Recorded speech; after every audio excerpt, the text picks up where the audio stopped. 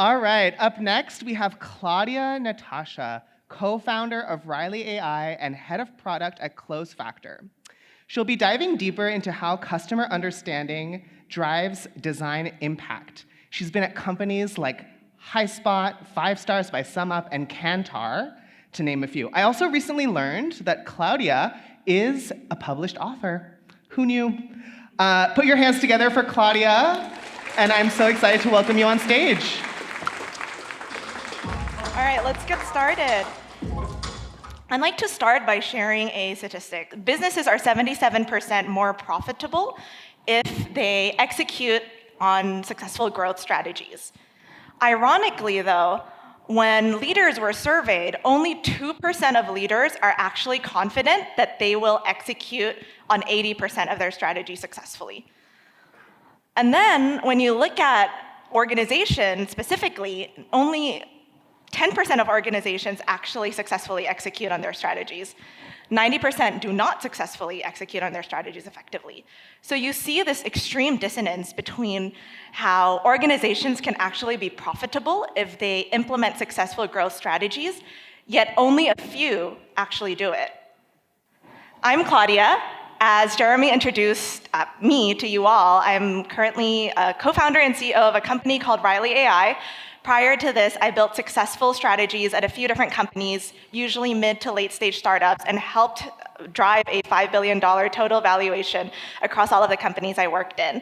And today, my role here is to help you all be able to understand how to successfully create strategies that ends up improving the valuation of your companies. So let's start by asking a question. What are some of the business goals of successful ventures? If you've listened to some of my talks from a few years ago, I introduced a couple of different financial metrics. We talked about ROE 2 years ago, and a few months ago, we talked about revenue. Now, today, the financial metric that I'm going to use is a little bit more simple. Let's go back to the basics today and talk about profitability ratios. There are 2 different profitability ratios. Well, there's actually a bunch. If you're like a day trader, or if you're in finance, you'd know that there's actually a bunch of different ratios. Today we'll focus on 2. The first is net profit margins, and like a ratio, it's really there's a numerator and a denominator, and it's very simple.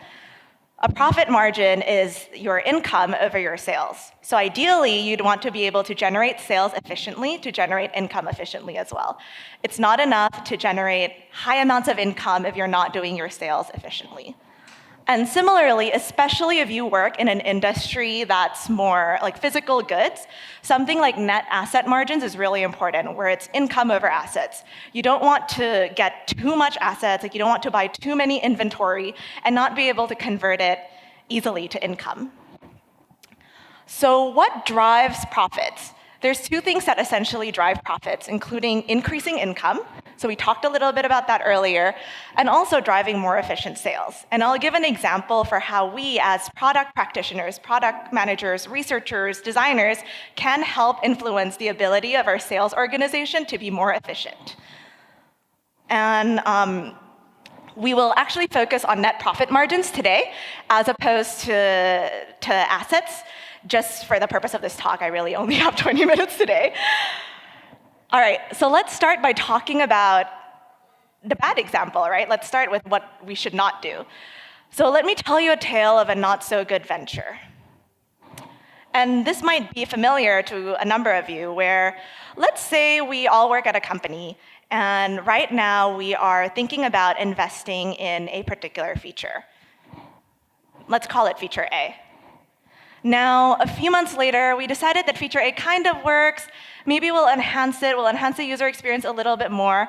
And then we worked on feature B, and then we worked on feature C. And then eventually we'll work on a bunch of other features up to feature Z, putting more and more in our overall core user experience, building more and more without really knowing what actually drives metrics. And then the economy changes, right? Because as we all know, economy is cyclical. There are times of high growth, there are times of slower growth, there are times of decline. And so when the times of decline happen, we ask ourselves, what's going on? Like, why aren't our metrics moving? We're shipping all of these features, we're investing so much into driving whatever we want to drive, but in fact, we're not seeing those results. So what's exactly happening? And then we ask ourselves, or we feel pressured to drive a certain metric, like let's say lifetime value. And for those who are not familiar with customer lifetime value, it's essentially a retention metric that's a product of churn. So we want to avoid churn to drive higher LTV. And so let's say our guiding metric right now is to drive LTV, prevent churn in this terrible economy. How would we understand the combination of features that essentially drives churn? It's extremely hard, and as researchers, as product managers, as designers, even if you're not part of a product team, like I've heard strategy consultants face the same issue. What exactly drives the metric? If I want to understand how to drive this metric in the future, if I want to learn from the past, what exactly drives this metric? And we're often faced with confusion and end up calling more users to try to understand exactly what drives their metric, why are they churning. We look into product analytics, we looked into a bunch of different sources without necessarily fully understanding, ultimately, the reason behind what we're seeing. So let's talk about a tale of a good venture and how this company that I was part of was able to turn all of this around and use insights in a more productive way to ultimately drive results. And the results are pretty significant. So I'm going to talk about my experience at 5 Stars, where I led product research and also product analytics and data science, and how ultimately we drove a $300 million acquisition by a European point-of-sale payments company called SumUp. So as a reminder to everyone, I'm going to ground this example with 5 Stars on net profit margins again, and mainly how we were able to drive increased income and also help 5 Stars develop a more efficient sales process. Let's start with the increasing income example. For those who are not familiar with 5 Stars, the one-liner is really, it's a payments marketing automation platform for small businesses. So if you've been to a boba store or a coffee shop and you sign into a loyalty program with your phone number and you get text messages about rewards, that was us, or that's us. And basic ways to increase income is through 2 ways, acquisition and retention. So when you want to increase income or increase revenue for your company, you'd want to be able to, 1, acquire new customers. And then you'd also want to be able to retain customers. And these 2 things are extremely important. You can't have one without the other. You can't just acquire new customers while having a leaky bucket and having your core customers churn every single year. At the same time, you can't just keep customers and try to upsell them and grow them without necessarily acquiring new customers. Then your top of the funnel is not increasing. And what are the drivers of acquisition and retention? So there's many different drivers, but today for acquisition, I'll focus on this concept called competitive arbitrage, and I'll break it down to you. While I actually started my career in banking, so I love using these financial terminologies like arbitrage, we'll have a really fascinating example for how arbitrage happens in a more UX and product setting. And then for retention, we'll take a look at some data science methods to capture growing behavioral clusters of users that ultimately indicates areas for increased investments.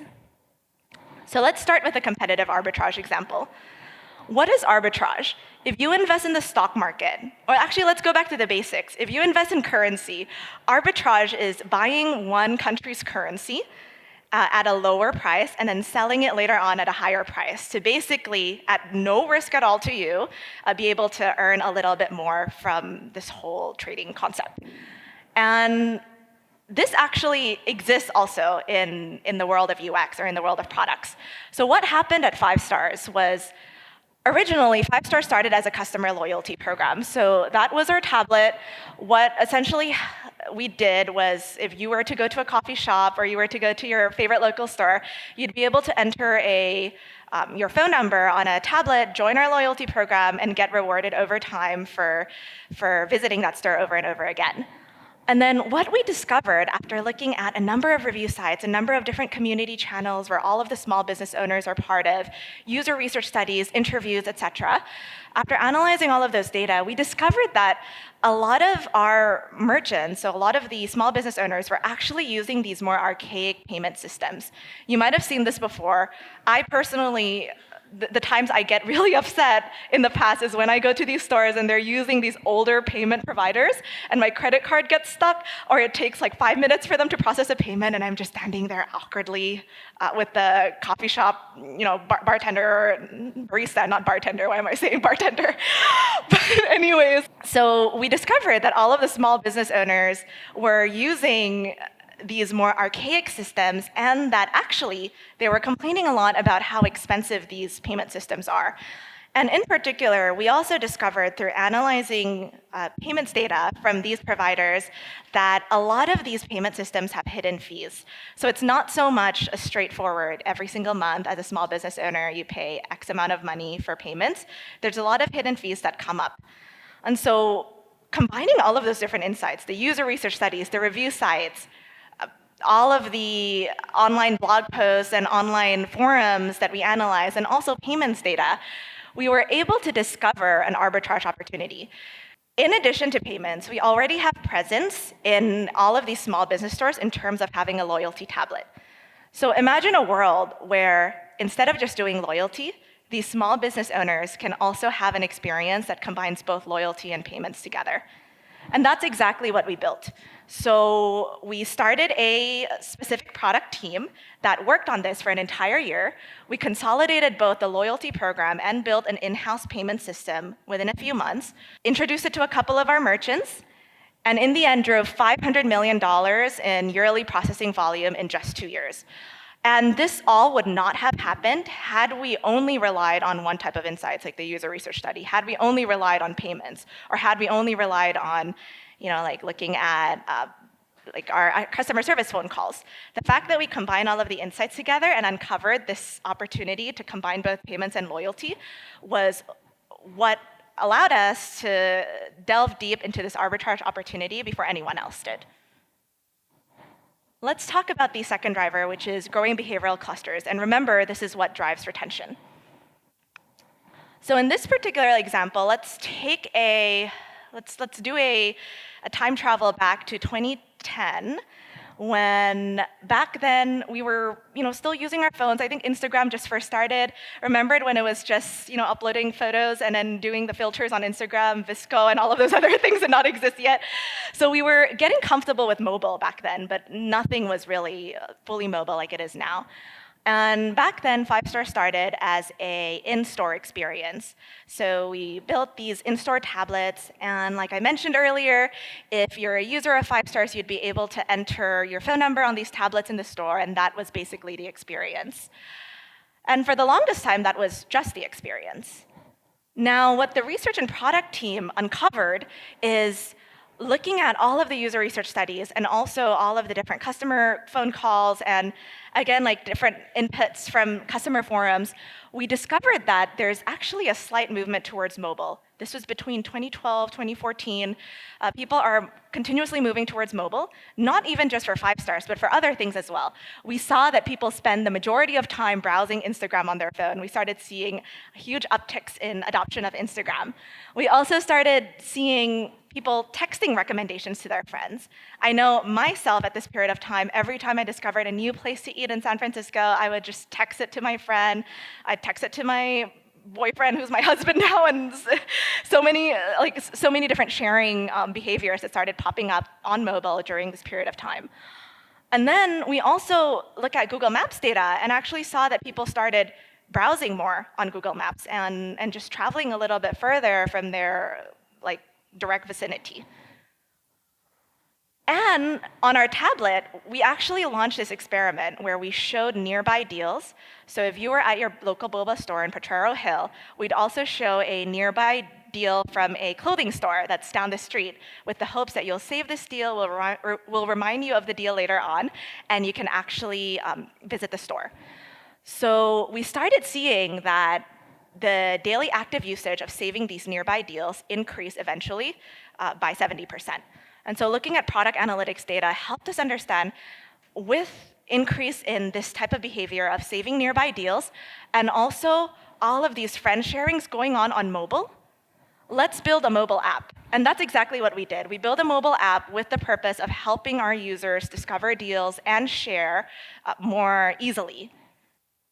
And it led to a 4x growth in new customers and was really the lever driving our large growth that led our future, back then it was Series D, Series E rounds. And what's particularly exciting about this is, had we only relied on product analytics data, for example, and only looked at daily active usage of nearby deals, we would have just invested in improving the in-store tablet nearby deals experience, right? We wouldn't have known to invest in mobile. Had we only looked at the user research data, we'd only think about investing in mobile and not understand that essentially like the lever for growth is discovery of nearby deals. So combining both of those insights together, again, allowed us to invest in something that's not just a linear growth, but something that could actually drive that hockey stick, more exponential growth that we wanted to see. All right, let's talk about the third and final driver of profit, which is building more efficient sales. And this one is a little bit out of the scope of what we typically think a product organization should do, because product organizations typically, in the more traditional definition, would work with PMM to drive better positioning, but not necessarily improve the sales motion. I'd like to challenge everyone to think a bit broader. We're all part of an organization and a business that essentially our responsibility is to drive those business goals. And so this is exactly what we did. At 5 Stars, we again took a look at all of these different sources of insights from our online forums, from review sites, and we also looked at our active usage. And what we discovered was a lot of our users, a lot of our customers are actually returning to the same businesses over and over and over again within the same vicinity. And when we combine those product analytics return visit insights with online forums, we also discovered that a lot of our users really love local. They love going to local businesses, up to the point where I remember talking to a couple of users who, like one of our favorite coffee shops in South Park in Soma closed down. And these group of users said it's so terrible that they started a fundraising campaign to help ensure that that place does not close down. Unfortunately, it ended up closing down. But for a little bit of time, these very, very, very like active goers to this coffee shop essentially tried to make that coffee shop like survive a little bit longer. And so we found these clusters of users that are people who absolutely love local businesses. And what we did with them was we started a local partners program where these users would go out to their local businesses, and we worked with our marketing and sales team to drive this from the product perspective. These users would go out to these local businesses and then encourage them to use 5 Stars to drive more loyalty, more returning visits, to be part of a community of nearby deals, to be part of our mobile app, and make it easier for them to get discovered by our users as well. And we helped improve sales velocity by 38% because all of these people, all of these customers of these local businesses are helping drive the value of 5 Stars to them. And assuming that at 5 Stars we did deliver value from the customer perspective, if you are a small business owner and your customers are recommending this product to you to use to help drive more visits to you, you'd find it more trustworthy than if someone in sales were to just call or cold call. And so this is an example for how product discovery, research, data science can actually help drive something beyond just product improvements. We essentially drove improvements in sales motion and helped our sales team be more efficient. So let's recap. What are ways we can build good ventures? What's the strategy kit for essentially building a good, sustainable venture?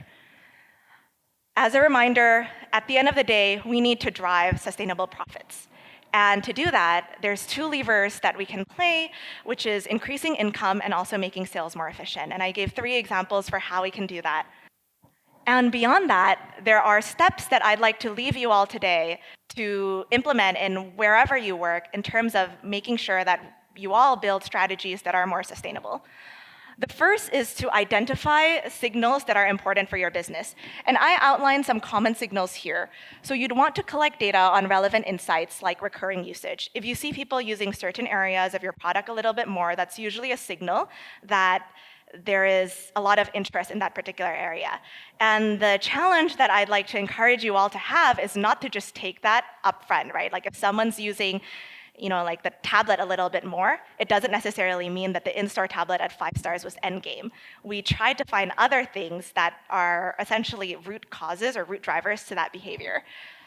And then the second is time to first task. So if you were to launch a few products or a few experiences and users adopt it very quickly, the time to first task is actually low, and that usually is a signal of excitement. We talked about growing behavioral clusters, so seeing a lot of users behave a particular way and being able to capture that also helps you understand movements in markets before even the users themselves understand that they are behaving that particular way, and that's a new habit. And then finally, competitive arbitrage, which was the first example. What are things that competitors are doing? What are opportunities in the market that competitors are missing also that you can actually use for arbitrage? So the first thing to do is to identify these signals. And then the second thing is to actually synthesize and combine these signals into one meaningful strategy. And that's where the challenge lies, because at the end of the day, all of the examples I gave today is if my team were to use those signals in isolation without combining them together, then there's no way we would have really uncovered the meaningful strategy that propelled our company forward. And then the third is to, of course, apply the insights to your product strategy. And this is where I see a lot of team. So usually the slowness happens between step 2 and 3, not being able to synthesize the insights into meaningful strategy and not being able to act on it right away. And then finally, measuring success. It's also really, really important to learn and grow from all of your implementations, from all of the successes of implementing all of these strategies, and from the mistakes that you make as well, and to learn and grow over time and continue to implement changes as your company matures. And I'll leave you all with a little bit of greater news. 2 years ago, I was in Brooklyn at the Learners Conference talking about how a recession is upcoming, and I shared some pretty dire metrics back then. But recently, this is from Carta, we are starting to see venture capital investments increase this year. And that's an exciting sign. I'm not saying that there won't be a recession or anything like that, because who can predict markets? But essentially, we are seeing increased activity in investments. And so this is a great opportunity for all of us to take learnings from today, to implement better strategies, to ensure that we build more sustainable businesses in the long run, and learn from the past 2 years. And as always, I'm here to help you all build better strategies in your business, so feel free to reach out to me if you're here, or I'll be answering some online questions as well, or connect with me on LinkedIn. Thank you so much.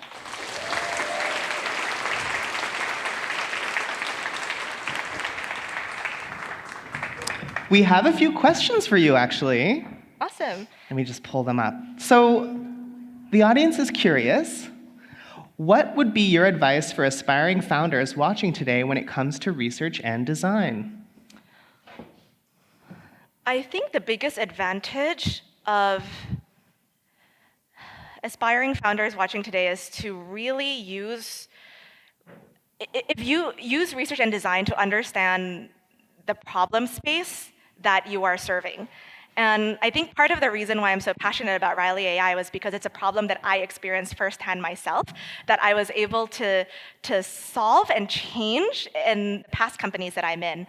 So that's where research and design comes in. Like, aspiring founders, if you're able to use research and design methods to uncover problems that you care about, that's what will set you apart, especially in this fundraising market right now. Yeah, that passion and that firsthand experience sounds like it's critical. Another advice-related question, how would you engage communicating value in concrete business terms? Yeah, that's a little bit harder to do if you do not invest in actually learning about business terms. So one of the things that I've seen, actually, like, I'd like to mention someone I know who I told him that I'll mention him today, but his name's Beck Millet. His name's Beck Millet. He's a senior researcher, a data scientist at HighSpot. And a few years ago, he told me that, hey, I want to learn more about business and actually drive metrics. And he spent at least a couple of hours each week to learn about business terms, from talking with me, learning himself, looking at blog posts online, and also talking with different team members. So talking with strategy ops team, talking with finance, et cetera, and building that language. And also being brave enough to implement those languages in meetings, even though you might only know 25%. And only when you actually do things like that and practice would you, in the long term, be able to concretely drive like actual changes at the business level. So I'd encourage everyone to follow Beck's example, take time learning yourself and implement it. Like even if you only understand 25%, that's completely fine. The joke I'd like to give is there's Reddit threads of people thinking that they know how to invest. And if those people can actually do it, then so can you. Great, that's such good advice. Well, thank you so much, Claudia. This was amazing. Thank you.